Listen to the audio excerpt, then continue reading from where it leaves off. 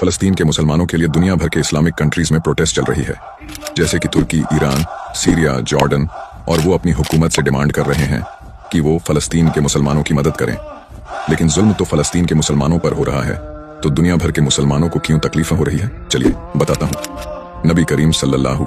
अलैहि वसल्लम ने इरशाद फरमाया कि मोमिनों की मिसाल एक जिस्म की तरह है। अगर जिस्म की किसी एक हिस्से में भी दर्द हो तो पूरा जिस्म तकलीफ में होता है और बेचैन रहता है और सोता नहीं है। यहूदियों को लगता है कि उनका मुकाबला सिर्फ 50 लाख फलस्तीनी मुसलमानों के साथ है, लेकिन हकीकत में उनका मुकाबला 50 लाख फलस्तीनी मुसलमानों के साथ नहीं, बल्कि 2 अरब मुसलमानों के साथ है। अगर आप तक मेरी ये वीडियो पहुंच रही है तो आपसे मेरी सिर्फ यही दरख्वास्त है कि आप हर फर्ज नमाज के बाद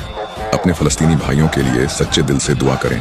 और इस वीडियो को शेयर करें अपने दोस्तों के साथ भी, और उनको मेंशन करें और उनसे भी कहें कि वो भी हर नमाज के बाद अपनी फलस्तीनी भाइयों के लिए दुआ करें, क्योंकि दुआ मुसलमानों के लिए एक बहुत ताकतवर हथियार है।